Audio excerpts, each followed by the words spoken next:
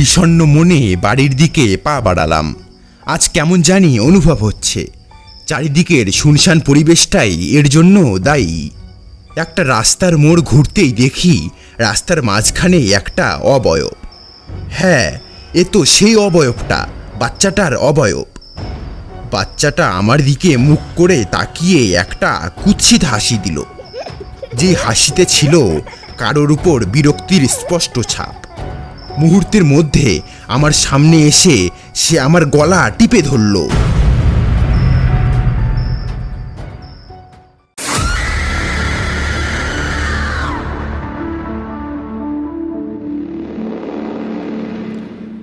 নমস্কার আমার প্রিয় শ্রোতা বন্ধুরা, প্রেত ভাণ্ডারের আরও একটি নতুন গল্পে আপনাদের সকলকে স্বাগত। গত সপ্তাহের এপিসোডে আপনারা শুনেছেন লেখক মাকসুদুর রহমান সাদিকের লেখা গ্রাম বাংলার ভূতের গল্প আতপোড়া লাশ এর প্রথম পর্বটি। আজকের পর্বে আপনারা শুনতে চলেছেন এই কাহিনীর দ্বিতীয় পর্বটি। প্রথম পর্বটি যারা এখনো শোনেননি তারা চ্যানেলে গিয়ে শুনে আসুন। তো প্রতিবারের মতো আজকেও গল্প পাঠে ও বিভিন্ন পুরুষ চরিত্রে আছি আমি কিশোর। তো চলুন আর বেশি কথা না বাড়িয়ে চলে যাওয়া যাক লেখক মাকসুদুর রহমান সাদিকের লেখা গ্রাম বাংলার ভূতের গল্পে। শুরু হচ্ছে আতপোড়া লাশ। এই কদিনে মাথার যে অবস্থা হয়েছে তাতে কিছুদিনের মধ্যে পাগল হয়ে যাব মনে হচ্ছে। রাতের রান্না শেষ করে ঘরে ঢুকতেই দেখি জানলার পর্দার ওপাশে মানুষের আকৃতির কেউ একজন দাঁড়িয়ে আছে। কে কে বলে চিৎকার করলাম, কেউ নেই। এগিয়ে যাওয়ার মতো সাহস পাচ্ছি না। এক পা এগোতেই কারেন্ট চলে গেল, আর জানলার ওদিকটা থেকে কেউ একজন ফিসফিসিয়ে বলছে, মৃত্যুর স্বাদ পেতে চাস সুমন? পোড়া লাশের পিছনে ছুটতেছিস কেন? বলার ভঙ্গিটা এতটাই ভয়ানক ছিল যে আমি সেন্সলেস হয়ে যাই। জ্ঞান ফিরতে দেখি আমি মেঝেতে পড়ে আছি। পুরো রুম ছাই আর ছাই। কিন্তু এত ছাই আসবে কোথা থেকে? আমি রুমে গ্যাসে রান্না করি। মহিমকে ফোন দিলাম। বেচারা এত রাতে আমার ফোন পেয়ে ভরকে যায়। আমাকে আয়তুল কুরসি পড়তে বলে। সেদিনের মতো রাতটা পার করি। সকালে বাড়িওয়ালা চাচাকে সব বলি। তিনি আমাকে এসব বিষয়ে ঘাটাঘাটি করতে নিষেধ করেন। কি দরকার এসব ভূত প্রেতের পিছনে ছুটে? চাচার কাছে ছায়ের কথা বলতে তিনি এমনভাবে ভরকে গেলেন যেন তার সামনে কাউকে খুন হতে দেখলেন। ছাইগুলো কি এখনো তোমার রুমে? না চাচা, ফেলে দিয়েছি। বাবা, তোমার কপালে কষ্ট আছে দেখতেছি। এর আগে আমাদের গ্রামের 2টা ছেলে এসব নিয়ে মাথা ঘামিয়েছিলেন। 2টাই 8 মাস আগে থেকে নিখোঁজ। তাদের সাথে কি হয়েছে আল্লাহই জানে। ছেলে দুটোর ডেড বডিও পাওয়া যায় নাই। তুমি সাবধানে থেকো বাবা। ভয় ভয় আর ভয়। চারিদিকে সবার চোখের ভয় আমাকে আতঙ্কিত করে তুলেছিল। কেন সবাই এত ভয় পায়? আদৌ কি এসব ভূতের কাজ কারবার, না অন্য কিছু? এসব কিছু জানার আগে আমাকে মহিলা ও তার বাচ্চার সমস্ত কিছু জানতে হবে। কিন্তু কিভাবে? আবারও ভরসা মহিম। ওকে নিয়েই থানার স্যারের সাথে যোগাযোগ করলাম। পুলিশ স্যার তেমন কিছু বলতে পারল না, শুধু বলল নদীর সাইডে লাশ পাওয়া গিয়েছিল। তেমন কিছু জানি না। আমি তখন এখানে ছিলাম না, তবে অফিসের পুরাতন ফাইল ঘাটলে কিছু জানা যেতে পারে। আপনি প্লিজ সেটা করুন। আমার এসব ঘাটতে খুব ভালো লাগছে। ভালো লাগছে ভালো কথা, কিন্তু খুব সাবধান। যার পিছনে ছুটছি সেই মন্দিরটাতেই এখনো যাওয়া হয়নি। মহিমকে সাথে নিয়ে মন্দিরে চলে গেলাম। একটা বয়স্ক পুরোহিতকে সব বললাম। পুরোহিতের চোখে মুখে আতঙ্ক। তুই মরবি, নির্ঘাত মরবি। এরা শয়তান, শয়তানে এমন করে। তুই চলে যা, এখান থেকে চলে যা। আজব লোক, কিছু না বলে চলে গেল। আরও ভয় দেখিয়ে গেল। মহিম আমার কথা শুনে বলল, সবাই এত করে বারণ করছে, তবুও তুমি এটার পিছনে ছুটবেই? তোমার ভালো না লাগলে তুমি যাও। আমি ছোটবেলা থেকেই জেদি। এই রহস্য উদ্ঘাটন না করতে পারলে আমার শান্তি নেই। না, আমি তোমার সাথে আছি। আমি আর মহিম হাঁটা শুরু করতেই বটগাছের একটা বিশাল ডাল আমাদের সামনে ভেঙে পড়ে। অল্প একটুর জন্য আমরা দুজনেই প্রাণে রক্ষা পাই। এটা দেখে দৌড়ে পুরোহিত মশাই চলে আসে। তুই চলে যা, তোকে সাবধান করছি, এসবে নাক গলাস না। ওখানে আর সময় নষ্ট না করে চলে আসলাম। অমাবস্যা আসার অপেক্ষায় থাকলাম। আরও 25 দিন হাতে আছে।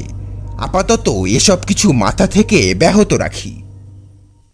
রাতে ঘুমিয়ে আছি, হঠাৎই অনুভব করি আমার গায়ের উপর থেকে পাতলা চাদরটা কে যেন বারবার টান দিচ্ছে। আমি 2-3 বার করে উঠিয়ে নেওয়া সত্ত্বেও সেম কাজ হচ্ছে। আমার মাথার কাছে থাকা বাল্বের সুইচে চাপ দেওয়ার পরে আলো জ্বলছে না। চাদরটা টান দিচ্ছে একটা 4-5 বছরের বাচ্চা মেয়ে। আমি ওর দিকে চোখ তুলে তাকাতেই একটা মুচকি হাসি দিয়ে আমার দিকে এগোতে থাকলো। পোড়া লাশের গন্ধ এবার আমি হাড়ে হাড়ে পাচ্ছি। বাচ্চাটার মুখ মুহূর্তের মধ্যে ভয়ঙ্কর হয়ে গেল। এটা দেখে আমি প্রথমে ভয় পেলাম। কে? তুমি কে? ভয়ে চিৎকার করলাম। ভালো করে খেয়াল করে দেখলাম আমার গলা দিয়ে কোনো আওয়াজ বের হচ্ছে না।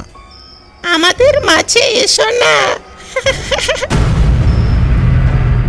অদ্ভুত ভয়ঙ্কর একটা হাসি দিয়ে মুহূর্তের মধ্যে মেয়েটা গায়েব হয়ে গেল। সে রাতে ঘুম হলো না। কোনো সুস্থ মানুষ এটা দেখার পর ঘুমোতে পারবেও কিনা সেটা বলা মুশকিল। মহিমকে এবারও সব বললাম। সে আমাকে একটা সাইকিয়াট্রিস্টের কাছে নিয়ে গেল। যা জানতাম তাই বলল। হ্যাঁ, এটা আমার হ্যালুসিনেশন। ঘুমের ট্যাবলেট দিল সাথে, যাতে ঘুমোতে পারি। ডাক্তারের চেম্বার থেকে বেরিয়ে পুলিশ স্যারকে ফোন দিলাম। তিনি ফাইলটা নিয়ে আসলেন। মজার ব্যাপার, ভালো করে ঘেঁটে দেখলাম মেয়ে ও তার মায়ের লাশ পোড়ানো অবস্থায় পাওয়া গিয়েছিল। হঠাৎ মাথায় একটা বুদ্ধি আসলো। কোনোভাবে কি বাকি যে 2 বন্ধু আছে ওরা আমাদের এই ব্যাপারে কিছু বলতে পারবে? মহিম বলল, ওই 2 জন যদি নেক্সট টার্গেট না হয়, দেখা গেল তারা কিছু জানেই না। কিছু তো একটা পাওয়া যাবে ওখানে গেলে। চলো যাই। অ্যাকচুয়ালি আমার একটা কাজ আছে, তুমিই যাও। সেটাই ভালো হবে। আমার কাজ আমি একাই করি। মহিমকে বিদায় দিয়ে সেই কলেজের পথে ছুটলাম। সরকারি কলেজের স্টুডেন্ট সবাই। সেখানকার ডিপার্টমেন্টে খোঁজ নিয়ে সবার নাম্বার জোগাড় করলাম। যেই 2টো ছেলে এখনো বেঁচে আছে তাদের নম্বরে ফোন দিতেই বন্ধ দেখালো। এত কষ্ট করে এত কিছু করছি, আর এখন যদি এভাবে চলে যেতে হয় তাহলে কি কিছু হলো? নিজের মনকে এভাবে বারবার বোঝাচ্ছিলাম। একটু বেশি ঘাটাঘাটি করে বাকি 2টা ছেলের নাম্বার পেলাম।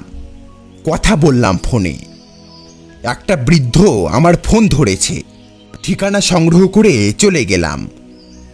ছেলেটার রুমে ঢুকতেই দেখি অন্ধকার বিছানার এক কোণে বসে আছে। আমাকে দেখে প্রথমত ঘাবড়ে গেল, ভাবছে আমি পুলিশের লোক। আমি কিছু জিজ্ঞেস করতে যাব, তখনই তার বাবা বলে উঠল, ওরে কিছু জিজ্ঞেস করার দরকার নেই, ও খুব ভয়ে আছে, আপনি চলে যান। আঙ্কেল, আমি শুধু কয়েকটা কথা বলেই চলে যাব।